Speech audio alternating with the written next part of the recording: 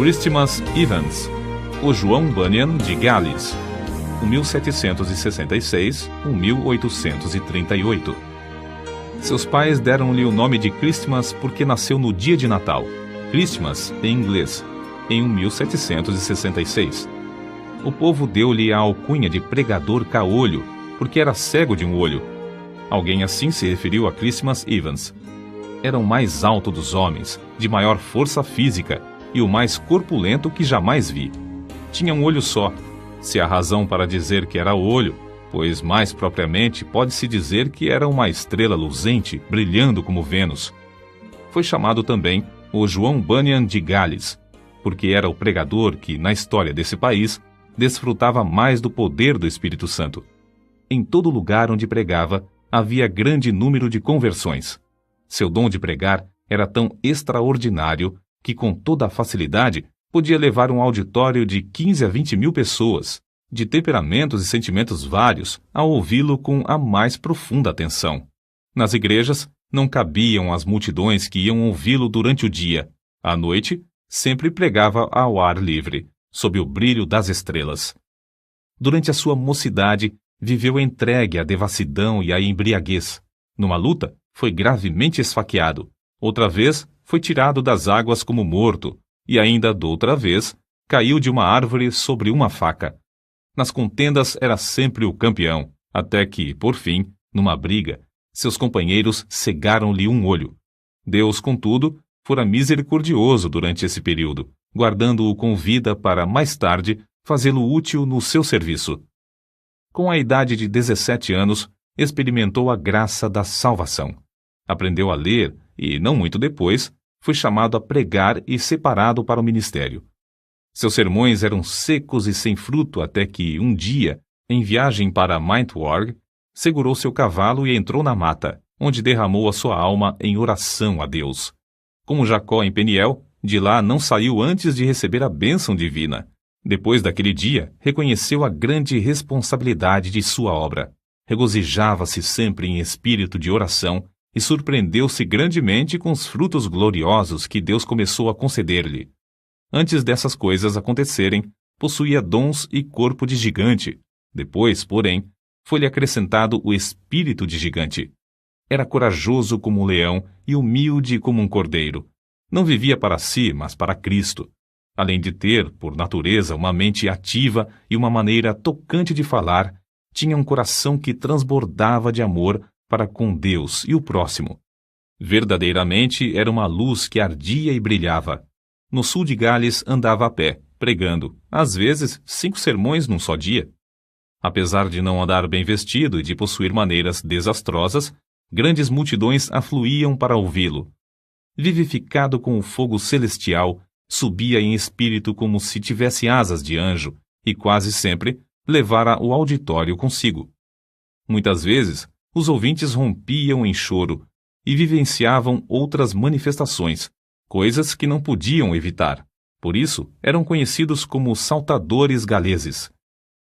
Era a convicção de Evans que seria melhor evitar os dois extremos, o excesso de ardor e a frieza demasiada. Deus, porém, é um ser soberano e opera de várias maneiras. A alguns, ele atrai pelo amor, enquanto a outros, ele espanta com os trovões do Sinai, para acharem preciosa paz em Cristo. Os vacilantes, às vezes, são por Deus sacudidos sobre o abismo da angústia eterna, até clamarem pedindo misericórdia e acharem gozo indizível. O cálice desses transborda até que alguns, não compreendendo, perguntam: por que tanto excesso? Acerca da censura que faziam aos cultos, Evans escreveu: admiro-me de que o gênio mau, chamando-se o anjo da ordem, queira experimentar tornar tudo na adoração a Deus em coisa tão seca como o Monte Gilboa.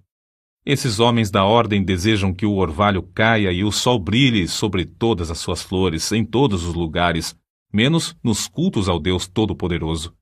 Nos teatros, nos bares e nas reuniões políticas, os homens comovem-se, entusiasmam-se e são tocados de fogo como qualquer saltador galês. Mas, segundo eles desejam, não deve haver coisa alguma que dê vida e entusiasmo à religião. Irmãos, meditai nisto. Tendes razão ou estáis errados? Conta-se que, em certo lugar, havia 3 pregadores para falar, sendo Evans o último. Era um dia de muito calor. Os primeiros 2 sermões foram muito longos, de forma que todos os ouvintes ficaram indiferentes e quase exaustos. Porém, depois de Evans haver pregado cerca de 15 minutos sobre a misericórdia de Deus, tal qual se vê na parábola do filho pródigo, centenas dos que estavam sentados na relva, repentinamente, ficaram em pé. Alguns choravam e outros oravam sob grande angústia. Foi impossível continuar o sermão. O povo continuou a chorar e orar durante o dia inteiro, e de noite até o amanhecer. Na ilha de Anglesey, porém, Evans teve de enfrentar certa doutrina chefiada por um orador eloquente e instruído. Na luta contra o erro dessa seita, começou a esfriar espiritualmente. Depois de alguns anos, não mais possuía o espírito de oração nem o gozo da vida cristã. Mas ele mesmo descreveu como buscou e recebeu de novo a unção do poder divino, que fez a sua alma abrasar-se ainda mais do que antes. Não podia continuar com o meu coração frio para com Cristo, sua expiação e a obra de seu Espírito. Não suportava o coração frio no púlpito, na oração particular e no estudo, especialmente quando me lembrava de que, durante 15 anos, o meu coração se abrasava como se eu andasse com Jesus no caminho de Emaús. Chegou o dia, por fim, que nunca mais esquecerei. Na estrada de Dowdley, senti-me obrigado a orar, apesar de ter o coração endurecido e carnal. Depois de começar a suplicar, senti como que pesados grilhões que caíssem e como que montanhas de gelo se derretessem dentro de mim. Com esta manifestação, aumentou em mim a certeza de haver recebido a promessa do Espírito Santo. Parecia-me que meu espírito inteiro fora solto de uma prisão prolongada, ou como se estivesse saindo do túmulo num inverno muitíssimo frio. Correram-me abundantemente as lágrimas, e fui constrangido a clamar e pedir a Deus o gozo da sua salvação, e que ele visitasse de novo as igrejas de Anglesey, que estavam sob meus cuidados. Tudo entreguei nas mãos de Cristo. No culto seguinte, senti-me como que removido da região estéril e frígida de gelo espiritual para as terras agradáveis das promessas de Deus. Recomecei, então, os primeiros combates em oração, sentindo um forte anelo pela conversão de pecadores, tal como tinha sentido em Lane. Apoderei-me da promessa de Deus. O resultado foi que vi, ao voltar a casa, o Espírito operar nos irmãos de Anglesey, dando-lhes o espírito de oração com importunação. O grande avivamento vivido pelo pregador contagiou o povo em todos os lugares da ilha de Anglesey e em todo o Principado de Gales. A convicção de pecado, como grandes enchentes, passava sobre os auditórios.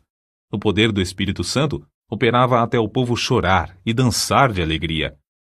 Um dos que assistiram ao seu famoso sermão sobre o endemoniado gadareno conta que Evans retratou tão fielmente a cena do livramento do pobre endemoniado, a admiração do povo ao vê-lo liberto, o gozo da esposa e dos filhos quando voltou a casa, curado, que o auditório rompeu em grande riso e choro. Alguém assim se expressou. O lugar tornou-se um verdadeiro boquim de choro. Juízes, capítulo 2, versículos 1 ao 5. Outro ainda disse que o auditório ficou como os habitantes de uma cidade abalada por um terremoto, correndo por fora, prostrando-se em terra e clamando a Deus. Não semeava pouco, portanto colhia abundantemente. Ao ver a abundância da colheita, sentia seu zelo arder de novo, seu amor aumentar, e era levado a trabalhar ainda mais. A sua firme convicção era de que nem a melhor pessoa pode salvar-se sem a operação do Espírito Santo, e nem o coração mais rebelde pode resistir ao poder do mesmo Espírito. Evans sempre tinha um alvo quando lutava em oração. Firmava-se nas promessas de Deus, suplicando com a persistência de quem não pode desistir antes de receber. Dizia que a parte mais gloriosa do ministério do pregador era o fato de agradecer a Deus pela operação do Espírito Santo na conversão dos pecadores. Como vigia fiel, não podia pensar em dormir enquanto a cidade se incendiava. Humilhava-se perante Deus, agonizando pela salvação de pecadores, e de boa vontade gastou suas forças físicas e mentais na fala de seu último sermão, sob o poder de Deus, como de costume. Ao findar, disse: Este é meu último sermão. Os irmãos entenderam que se referira ao último sermão naquele lugar. Caiu doente, porém, na mesma noite. Na hora da sua morte, 3 dias depois, dirigiu-se ao pastor, seu hospedeiro, com estas palavras: O meu gozo e consolação é que, depois de me ocupar na obra do santuário durante 53 anos, nunca me faltou sangue na bacia. Prega Cristo ao povo. Então, depois de cantar um hino, disse: Adeus, adeus. E faleceu. A morte de Christmas Evans foi um dos eventos mais solenes de toda a história do Principado de Gales. Houve choro e pranto no país inteiro. O fogo do Espírito Santo fez os sermões desse servo de Deus abrasar de tal forma os corações que o povo da sua geração não podia ouvir pronunciar o nome de Christmas Evans sem ter uma lembrança vívida do filho de Maria na manjedoura de Belém, do seu batismo no Jordão, do jardim do Getsêmani, do tribunal de Pilatos, da coroa de espinhos, do monte Calvário, do Filho de Deus imolado no altar, e do fogo santo que consumia todos os holocaustos, desde os dias de Abel até o dia memorável em que esse fogo foi apagado pelo sangue do Cordeiro de Deus.